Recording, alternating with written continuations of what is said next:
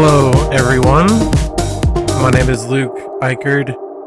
Um, Today, I wanted to go over a little technique I've been developing. It is not that widely known, or maybe it is.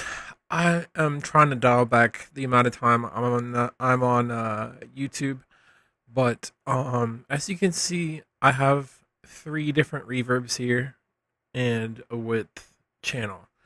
I don't actually have anything on the width channel right now. Um, but I'm gonna call this the three reverb technique. And if you were to turn off all of the reverbs, the drop would sound like this.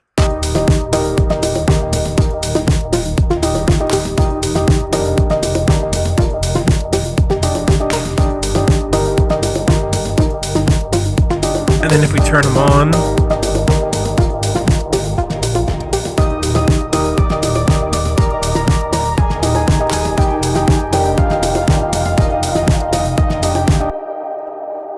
it's just such a full feeling. Now, this is a bit of a complicated setup.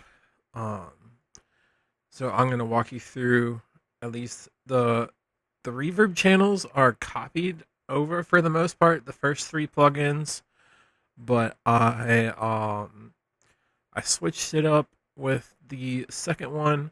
So I'm using a combination of Valhalla Vintage Verb and Shimmer.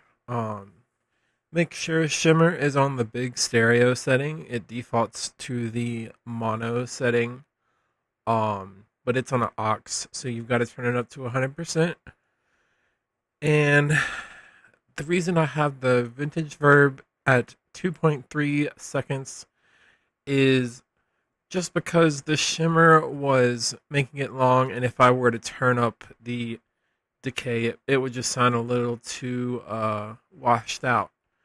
But my inspiration for this technique was I used to use Massive only for the reverb effects. If you came up in production during the early NI days, you know what I'm talking about. But so let's see.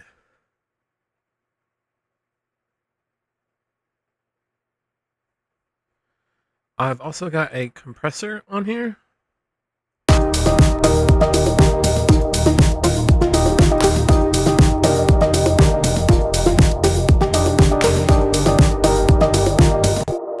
It's supposed to only be doing 3 to 4 dBs of compression.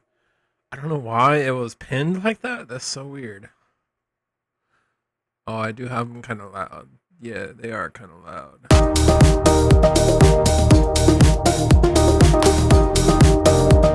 But it does sound pretty good at -6. So I guess we'll leave it. And for the EQ, I have a RME ADI2 digital audio converter, and it's really easy for me to hear spaces and things. So if you want to figure out how to hear the frequency spectrum, I would download this app called Quiz Tones, and just make sure to look at the audio from a overall perspective. And then place the sounds in the mix that makes sense. So I've got a little bit of a wider spectrum on this second channel. This one I didn't mention, it's got a sidechainer on it. So if you want a sidechain, but if you don't want it too intense,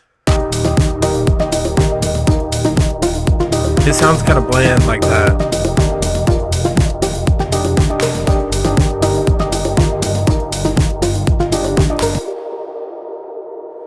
So the other thing I've got on here is a chamber reverb, and I do have this tape stop plug-in on it because it's right before the drop and I wanted to.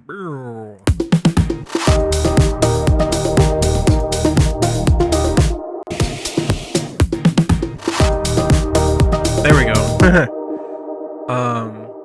Just kind of cheesy there, I know. But actually, let me go back to the Valhalla for a second, because the type of reverb is very important for house music. This is a hall sounding reverb. I've got it on. The now color was modeled after the Native Instruments massive preset. But yeah, it's Valhalla shimmer, an 1176, an EQ, and a tape stop. The tape stop isn't really necessary. I was just trying to make it not so repetitive. But for the chamber, Valhalla released an update, and this was included in that free update, which was nice of them. This is not a sponsored post. I just really like Valhalla stuff. So yeah, and then I've got the volumes pretty much similar. The sidechain one is tucked down a little bit. It's kind of in a stair stack. I've got the delay up really high because I don't like to boost the delay on the individual channels. So yeah, that pretty much covers it.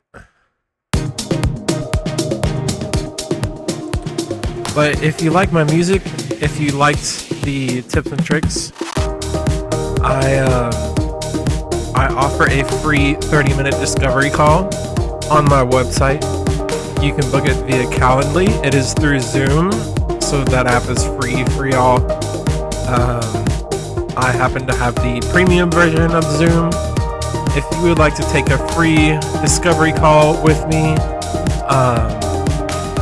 I do offer that option, as well as a paid option where we could discuss any music-related things. The free option is just so you can get to know me, and I can get to know you and what your 5-year plan is.